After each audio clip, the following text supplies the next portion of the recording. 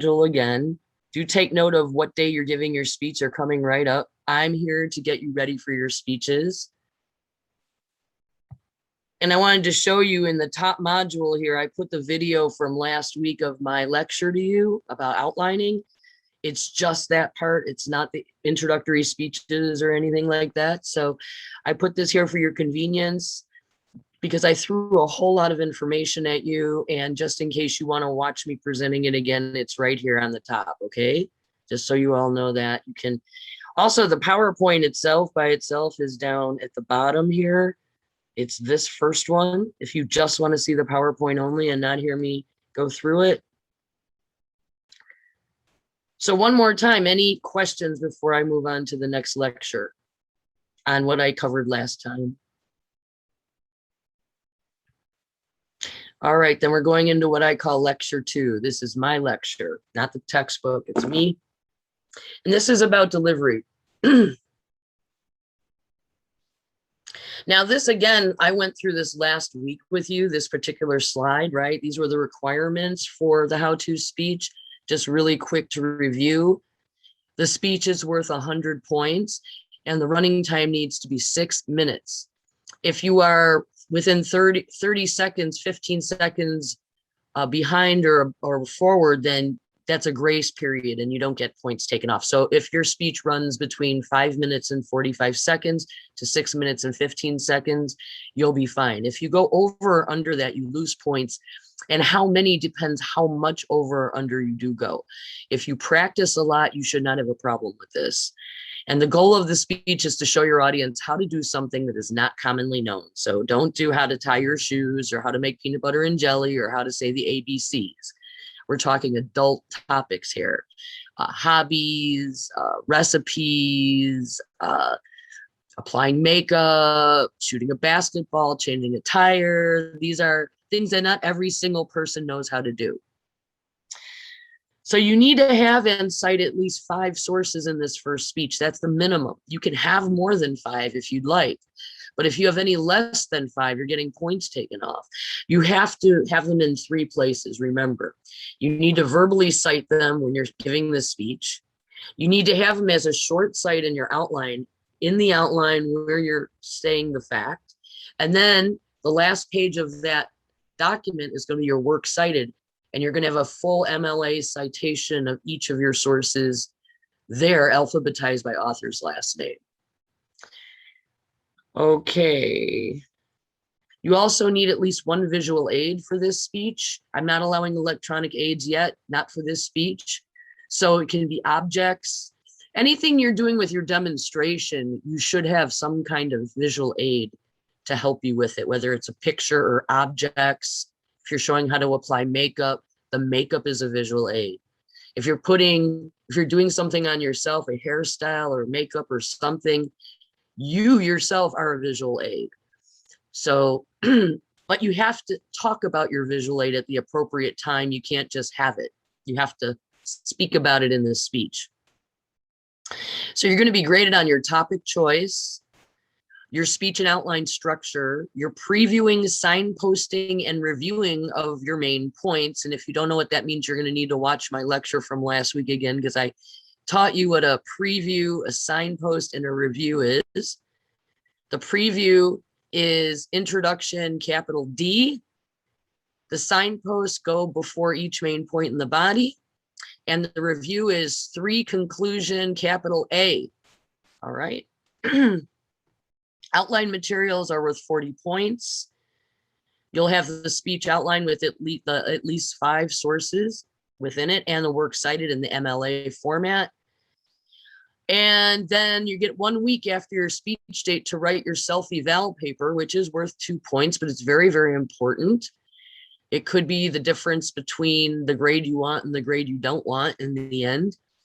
And ignore this last bullet just because this was the old times when we were in person.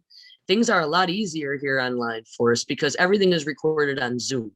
So all you have to do is go into Zoom cloud recordings, get the date where you gave your speech. There'll be a video file there.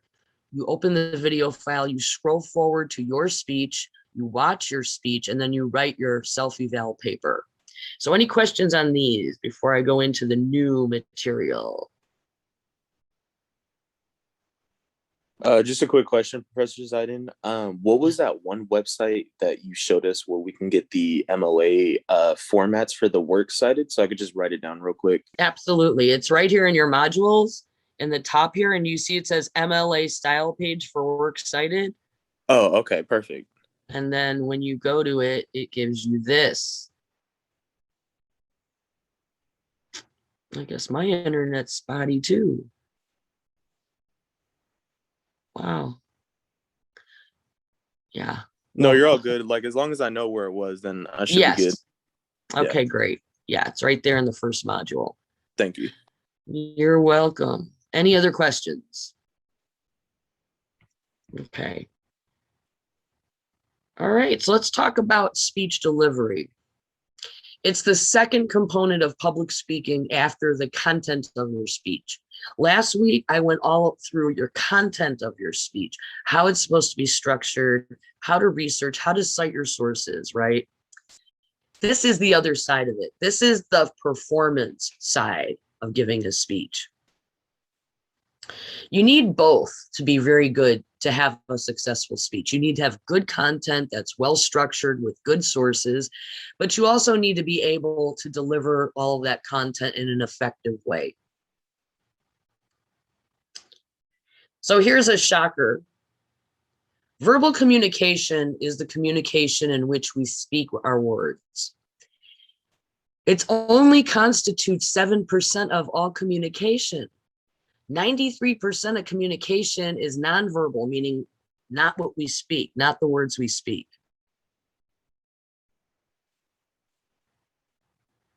So just a little slide here on nonverbal communication, since it is such a huge percentage of communication. It's a substantial portion of our communication. Basically, what's included would be your posture, your facial expression, where your eyes are looking, your gestures, which I will be talking about a lot, your tone of voice.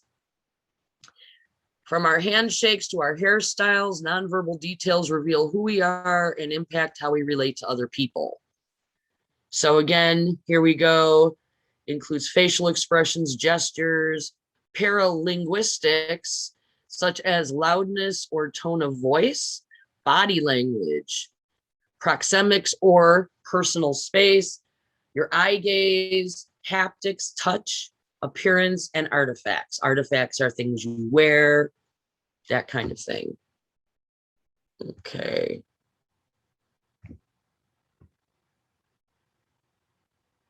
So this is an outline of what I'm going to be going over here.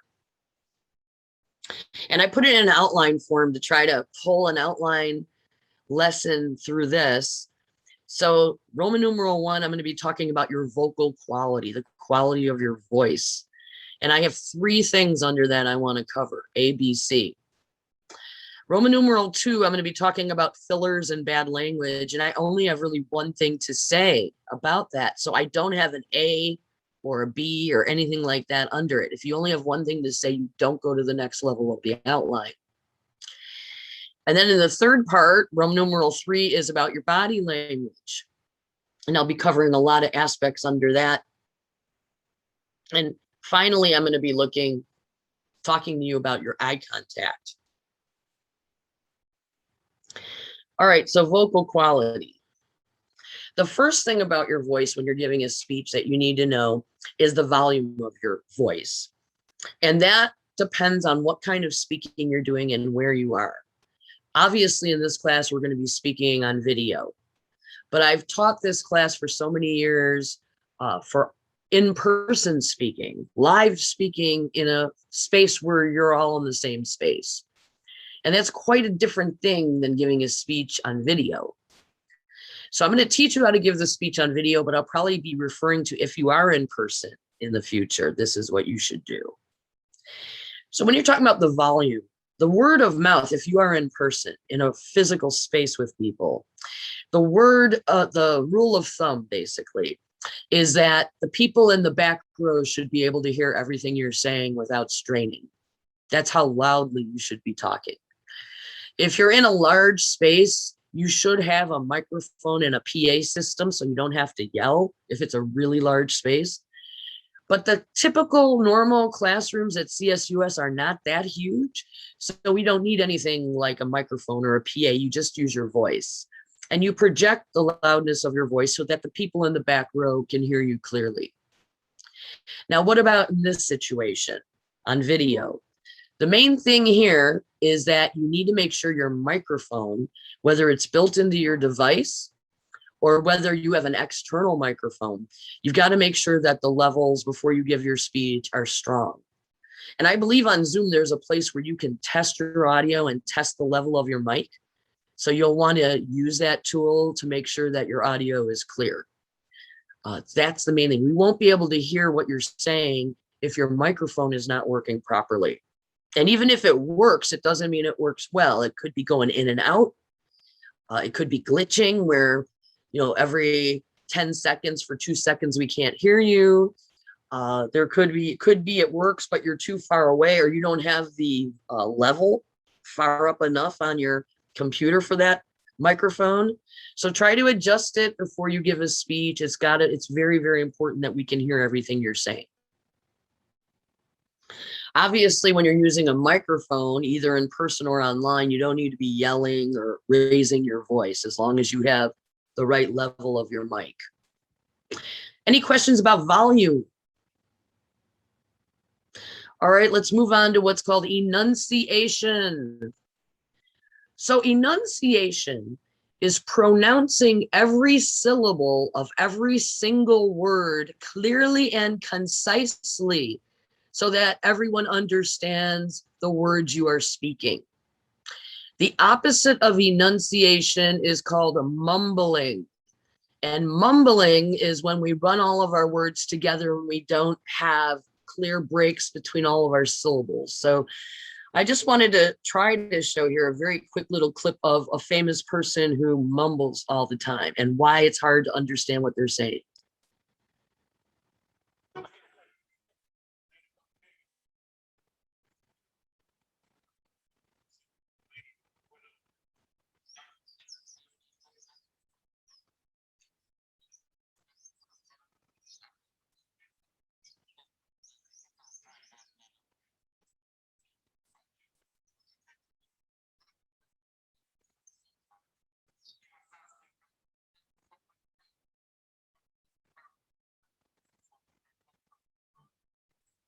All right, guess you get the idea of that, yes? Would you be able to tell me every single word that Boomhauer from King of the Hill said in those clips? I think on one of the clips you could tell what he was saying. On all the others, it's just a bunch of noise because he doesn't enunciate his words. So are there any questions about enunciation?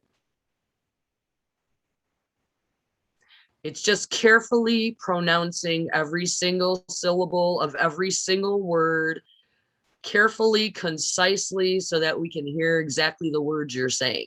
And we don't have to fight to understand what you're trying to say. You don't want your audience ever to be straining to understand you. That's not a good speaker. All right, another aspect of vocal delivery is the tonal quality, the tone of your voice. The first thing I want to say about this is the tone of your voice is very important. If I say, I want you to have a good vacation, is different than, I want you to have a good vacation. Okay, so the tone of your voice can change the meaning of your words just by changing the tone.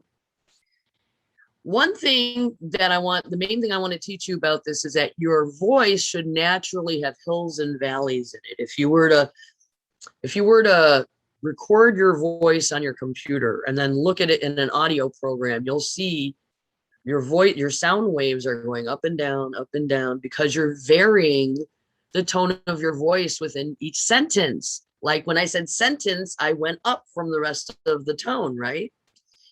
The opposite of this is called being monotone. And monotone is when you speak and you don't vary the tone of your voice hardly at all. Here's another little example of that.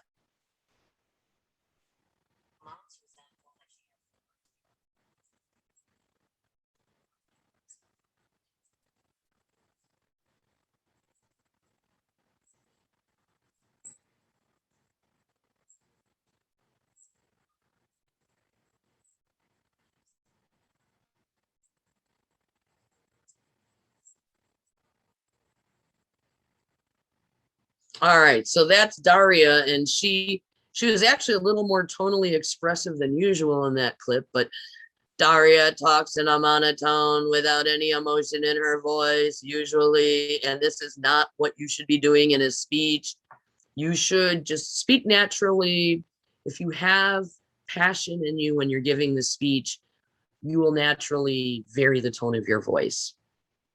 Any questions about this, about any of this? So the quality of your voice is extremely important in your delivery of your speech. So now let's move on to something totally different. Is a word, folks? Tell me, is a word? No, it's not. Is a word?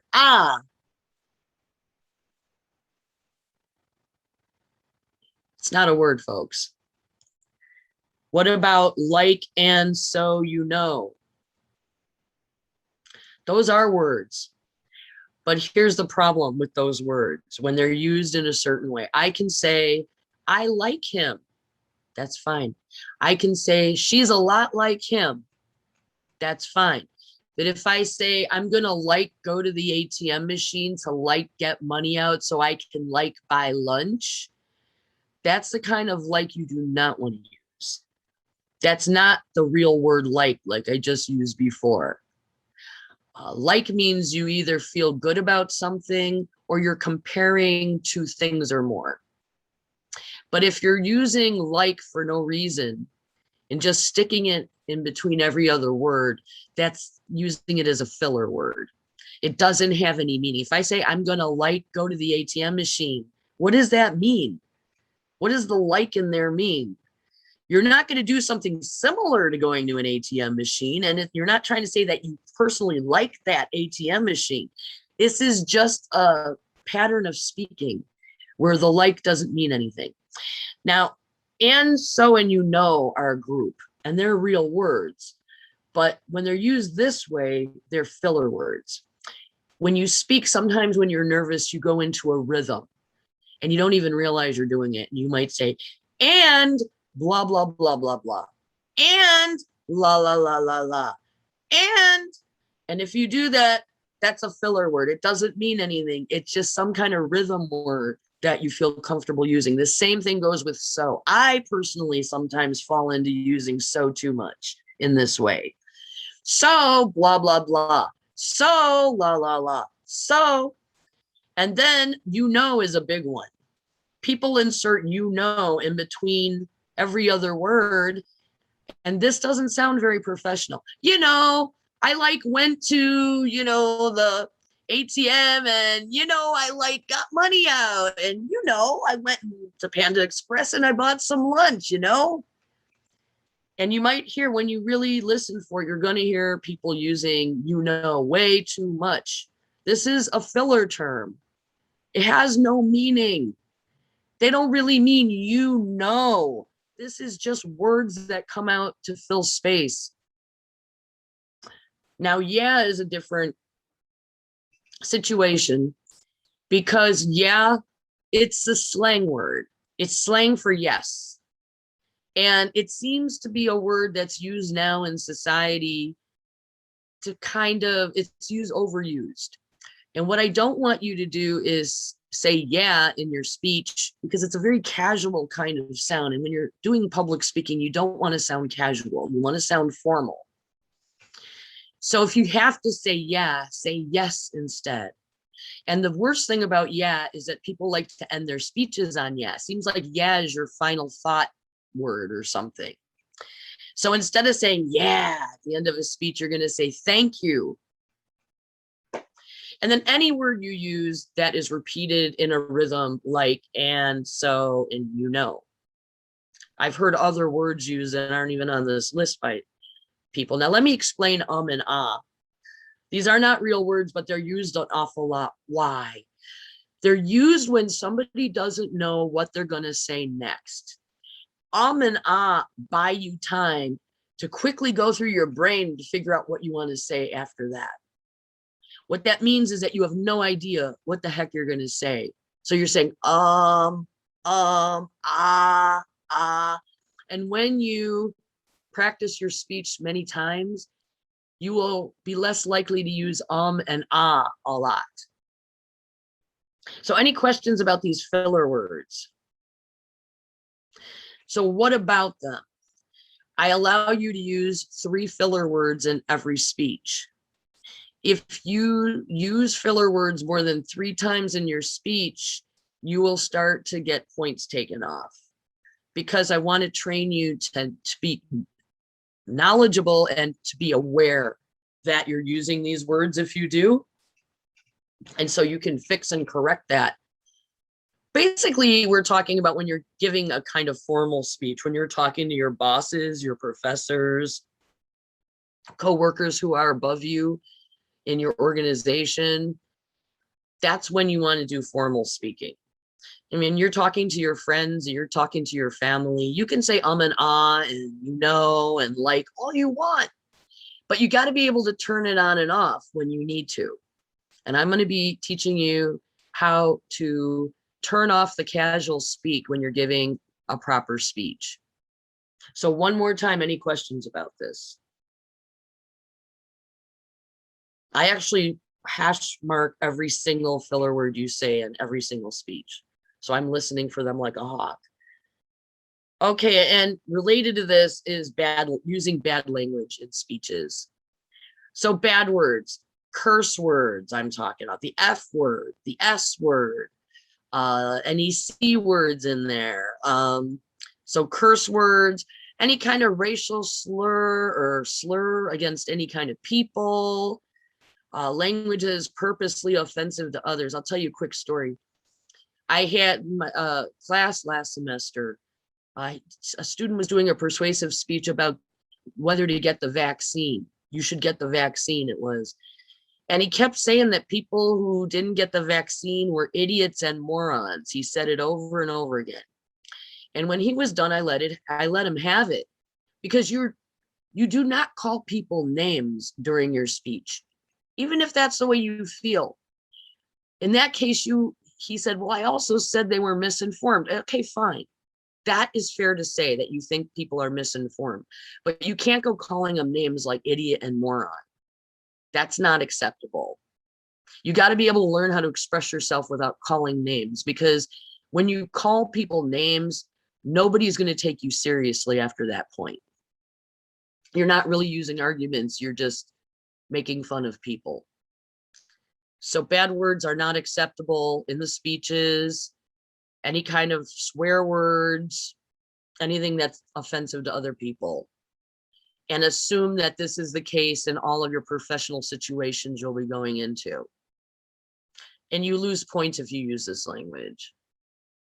Any questions about that? So no F-bombs allowed, no swear words.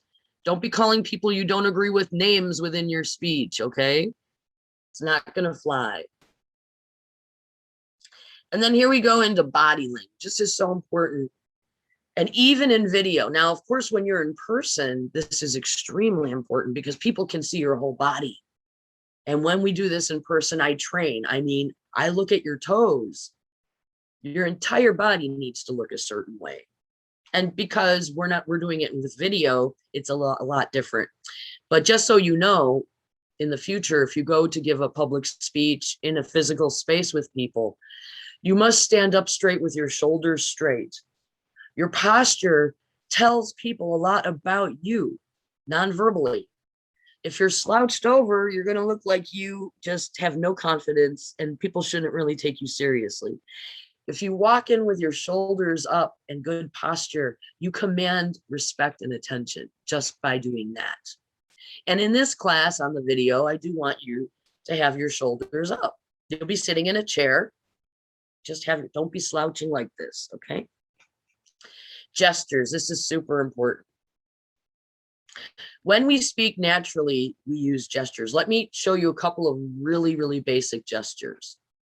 If I say, right on, you did a great job on that speech, my thumb up is reinforcing what I'm saying with my words. This is a gesture.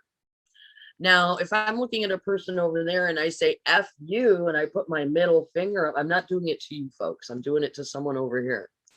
The middle finger reinforces what I'm saying verbally. Now, you're not going to be giving anyone the middle finger in these speeches, but I wanted to illustrate to you what a gesture is. Gestures are moving your arms and your hands when you're speaking. We do this naturally when we're not thinking about it, because this is a tool in our communication.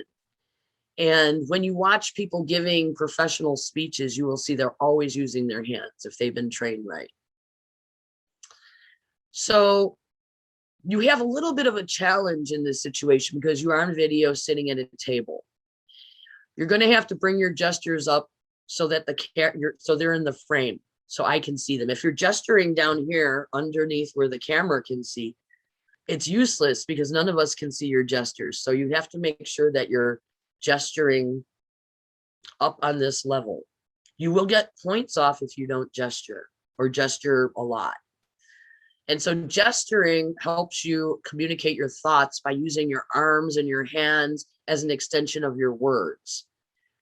Now, it doesn't work this way where you say, when I say the word great, I'm going to move my right arm out. We don't do that in our minds. It just happens naturally.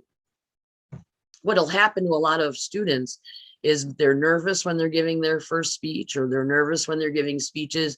So they kind of freeze up and they don't move their arms or hands at all. A lot of students do this, and they're going to get some significant points off for not doing it. You've got to, all you really have to do is get out of your mind, get out of your way, and just let these hands do what they do naturally. And I find that people with different personalities gesture differently according to their personality. If you're a very outgoing, loud person, you're probably going to have much bigger gestures than a really reserved, quiet person. But I just need to see that you're making gestures. Any questions about this point? Some homework you can do about gestures is when you're watching anything, a YouTube person that you like to watch, or if you watch the news or anything like that, just notice how people move their arms and hands when they speak. That is proper gesturing. All right, body movements is next. Now, when we're in person and you're doing this in person, the body movements can be kicking your legs out. Students do that sometimes. Swaying back and forth. You don't want to do that. In this situation on the video, you're sitting in your chair. A lot of you have swivel chairs that go back and forth like this, right? Some students, just because they're nervous, they're trying to rock themselves to comfort, and they'll go like this, back and forth, or they'll go like this. Okay, don't move your upper body while you're giving your speech. Keep your body still. Okay, obviously, when you're doing your demonstration, you need to move around and get things and show things. That's fine. That's good body movement. That's body movement with a purpose in the speech. But I'm talking about when you're moving around and it doesn't have to do with the speech. Other body movements are basically avoid playing with your hair or your clothes. I have people just touching their hair over and over again, over and over again. If I were you, if you have long hair or hair that you touch a lot, get it in a ponytail or a bun, at least just for the 6 or 8 minutes of the speeches in this class. Because when you're touching your hair and touching it over and over again, you're going to lose a lot of points because it's very distracting to the audience to see you doing that. Same goes with fiddling with your clothes. Some people like to just touch their clothes a lot when they're giving a speech, or some people, oh God, people who wear glasses, they're constantly touching and readjusting the glasses over and over and over again. Don't do that. The reasons people do these things is because they're nervous. And these are kind of nervous tics to comfort them through the speech. Hopefully my lecture next time on speech anxiety will take away some of that nervousness, but the basic rule of thumb for body movements is keep your body still. But when you have to move for a purpose in the speech, like giving a demonstration, that's fine. But moving and fidgeting around and playing with your face and playing with your clothes, it's not acceptable. You'll get points off for that. The last one in this section here is facial expressions. And the main thing about a facial expression is that the facial expression should reflect the content that you're talking about. If you're talking about people dying in drunk driving accidents, don't have a beaming smile on your face when you're talking about people dying. Not appropriate. You need to have a serious look on your face if you're talking about a very serious topic. There could be some topics that are a lot of fun though. And if you have a topic that's fun, then it's appropriate to smile and look happy. You wouldn't want to do that when you're talking about something that's not happy though. And if you're talking about something that's very happy, you shouldn't look serious the whole time. So your facial expressions should reflect the tone of your overall content of your speech. And again, don't play with anything on yourself. Any questions about this section, body language? Okay. The last one on this list is eye contact. So I told you, I believe, and I'll tell you again, and we're going to get into this more deeply in the lectures from the book, but we do what's called extemporaneous speaking in this class. And I would remember that if I were you, because it might be on a midterm or something like that. But there are several different types of public speaking. And what we do in this class is extemporaneous speaking. And extemporaneous speaking is a mix between memorized speaking, where you're memorizing everything, and manuscript speaking, where you're speaking every word off a paper. So what you're supposed to be doing is you have index cards for your notes, and you refer down to your notes. You might have a nice chunk of research that you want to share with us in the body of your speech. I don't expect you to memorize that. You can look down at your card and say, so-and-so said, blah, blah, blah, blah, blah, blah. But when you're done, you look back up and you look right in the camera lens. You need to find where your camera lens is on your device. Or if you have an external camera, look right into that external camera lens. And yes, it feels stupid talking to a dot, but that's what you need to do. You need to get used to it. You're talking straight. You're looking at that dot and you're talking to the dot that happens to be your camera lens. And when you're not doing that, you're looking down at your notes to read us something. You should know the signposts by heart. You should know what your main points are by heart.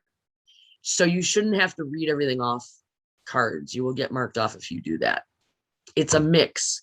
It's a mix of, so first I'm going to go over the history of the, oh, in 1530, blah, blah, blah, according to la, la, la. All right. And also in relation to that, I also found this information, blah, blah, blah, blah, blah, blah. All right. Well, now that I've covered the history, I will now go into the types of. You have to say those parts in the camera, and you need to have direct eye contact in the lens. If I talk slightly off the lens and I don't look at the lens and I talk like this, it's a big difference. You see that I'm not looking right at you. Don't do that. Don't have your notes over here where you're looking like this and then you're doing this. You want to look down for your notes. So eye contact, now this is if you are in person. In the future, you might be giving a speech in person. If you're doing that, you're going to have an audience in front of you. And what you're going to do is you're going to scan the audience with your eye contact. So you're going to look over here at the audience, and then you're going to, as you're talking, you're going to scan the audience with your eyes. And then maybe you're reading a fact down here and then back up. And then you go back and look at the audience this way. You don't just look in one spot when you're in person, and you don't just look at one side of the room when you're speaking. You have to scan the entire audience. But in this situation with video, the main thing is you got to look right into that camera lens. It's kind of a lot easier this way than when you're in person. All right. So any questions about what I've covered so far? So all of you understand. Another thing is you have to have your video set right to do these speeches. So you need your camera to be in the right place. You need to have what's called a medium shot. In my frame right here, it's okay. I have a little bit too much headroom from my head to the top of the frame. Ideally, it should be a little bit closer. This is way more ideal. And you're going to have to get those gestures up in the frame when you move your hands. So you can't just move your hands down here because I can't see those gestures. They have to be up here. You have to make sure that we see them in the frame. So what I want to do now, and one more thing about the video is the lighting. Lighting is so important. If you're in a dark room, I'm in a dark room. I have a lamp on behind me and I have these little lights that I can use to illuminate my frame for you. See, it adds. So if I take this away, this is what I look like. And if I put this light in front of me, it helps. And I've got other lights here too, in case I need more lighting. And this light was, I think, $1.50 at Daiso. So, it doesn't have to be an expensive light. You can get cheap lights, but make sure that your video is lit so we can see you. And that you're not in silhouette. Silhouette is when your background is lit, but you have no light in front of you. And so you look dark, like there's no facial features. So your camera shot is important, your lighting is important, and your microphone is really important. Those are the technical things that you got to get right for these speeches, for them being online. So any questions about any of this so far that I've gone over today? And then since I have a little bit of time, usually I don't have time to get to this, but this is basically, these are Aristotle's 3 modes of persuasion. And these are super basic. And these are really going to come into play when we do the persuasive speech, which is the final speech, right? But it's still important to know these things for all of your speeches. So with the time we have left, let me go through these. The first one is called ethos. So ethos is the credibility of the actual speaker to what they're talking about. Now, let's say you're giving a speech and there's a live audience in person and you're trying to convince them of something. Like, please get vaccinated, something like that, okay? Basically, the audience is not going to understand you or believe you if they don't feel you're credible. So you've got to build up your credibility as a speaker. If you are a celebrity, you already have the built-in credibility. Everyone knows who you are and knows what you can do. But none of us here, I don't believe, are celebrities yet. So we have to do things to boost up our credibility as a speaker. So one thing you can do, and I don't have a dress code in here, I just no pajamas and do wear clothes. That's my dress code. But let's say you wanted to build your credibility, or you're in that real world situation where you're in person. You can wear something very nice, very professional. That will help build your credibility, just something like that. If you have a personal experience story about your topic, like if you're doing, how to compete in dressage shows with horses, and you say in your attention getter, I've been riding dressage and training horses for the last 25 years. That's ethos. That's the audience saying, oh, she's been working in this so long that what she's about to tell us, we'll believe her because has experience in this. That's another way to build your credibility. But you won't always have personal experience in your topic. You don't have to. But if you do, use it. Beyond that, using really good sources to back up the facts you're telling us. Legitimate sources. This will give you credibility because people know, oh, well, that's a smart source. That's rather than some person in their basement who's never come out of the house. That's not a good source. So these are the ways to build your credibility, your ethos. Because if you don't have ethos, the audience is not going to care what you're saying to them. The next one is called pathos. And this is having passion when you speak about your topic. If you feel passion, it's going to affect the way you deliver your speech. It'll be better. And then a lot of times when people have emotion in their speech, the audience will pick up and they'll feel that emotion too. And you want them to, because you're trying to grab the audience. And then another aspect of pathos is in the persuasion itself, when you use emotional appeal. So if you're trying to tell people to take the vaccination, you're trying to persuade them, you can say, think of those poor elderly people who are just trying to have peaceful last days of life. And then these young people run in their space and they get COVID. Don't you want to save the old people? Come on, don't make them die. Let them have some lives. Get vaccinated and stay your distance from them. I'm just making that up off the top of my head, but you get the idea, using emotion in your arguments. And I'm gonna, when I fix the video problem with the sound, then we're really going to get into it, and we're going to start dissecting speeches from the president and otherwise to identify all the emotional appeals. But you have to have emotion in your delivery.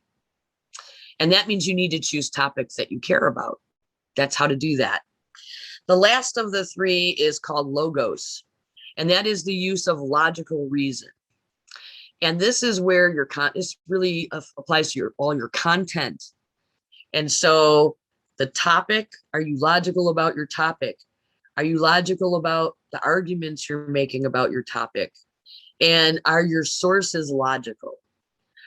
Is what your source is saying logical? And are the people who wrote your sources logical or well-respected? The bottom line about ethos, pathos, and logos is that you really need all three of them to be an effective speaker. You need credibility. You need your emotional investment in what you're talking about. And you need to have logic in the content you present. So because if you don't have one of the three, you're going to be weak. If you don't have any credibility, no one's going to want to listen to you. If you're talking about a subject and have no emotion and you're monotone, who's going to listen to you? And who cares what you think if you don't even care yourself? And if you're not logical and things don't make sense that you're saying, then people are going to think you're nutty and not credible. So these are really important concepts in public speaking, and they come all the way from Aristotle and his book Rhetoric. So hundreds and hundreds and hundreds of years old, but still really effective today. Any questions about ethos, pathos, and logos? They always matter in public speaking, but they're going to matter even more when we get to the third speech. Any questions about anything I went over today? I'm very sad I can't show you some videos right now, because that's what I normally would do. And we would look at them and we would see what they're doing right, and demonstrating everything that I taught you. Hopefully you did get the basic idea from what I did show you, I hope. Did you?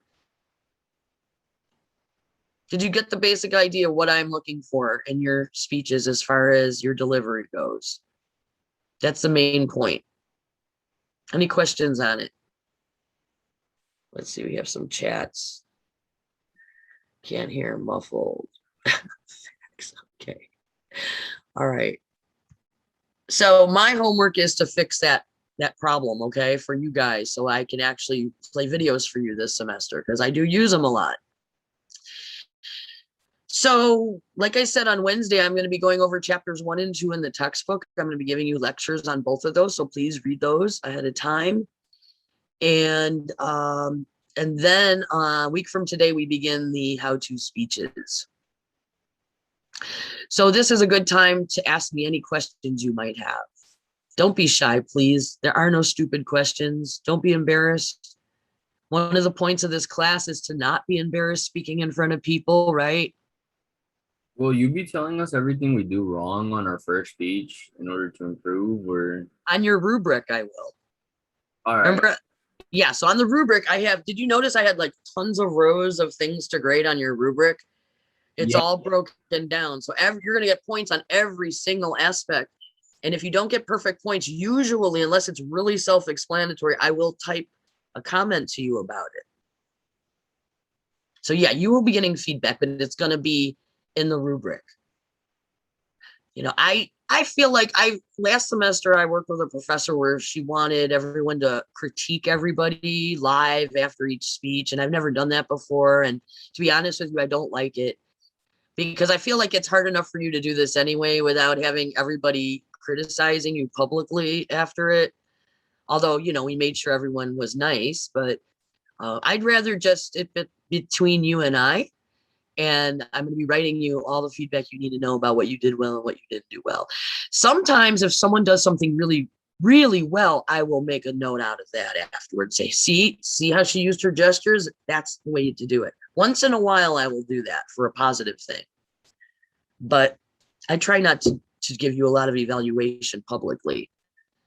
You know, I don't know if you prefer that or not, but my mind thinks that you would rather it be private feedback than in front of everybody. Now, those of you who don't have your cameras on, only 2 people got permission. Peyton and Tyler got permission to not have their cameras on, but you all didn't. So do you have any questions for me? So Professor Zaiden, sorry, I can turn my camera on, by the way. So I wanted to ask if my topic was going to be a good, like, can I ask you if my topic's good? Because Yeah. for me, I was going to do how to drive a manual car, like how to drive stick. I was wondering if that was like a good, interesting topic you think that people would like to hear about. Yeah, I think that's fine. I don't think people drive those much anymore. Yeah. The trick is going to be your visual aid and how you show us the demonstration. Well, I recently just switched out my mom's her shifter in her car, so I have one sitting, so I can probably use that as a visual aid during the speech. So yeah, I think that's perfect. Yeah. And if you want to use any photographs too of any kind for any reason, you can make sure you just put them up by the camera lens so we can see them. Because if people hold something out over here, you can't really see it when it's far back. I think that's great. Does anyone else have a topic they want to ask me about?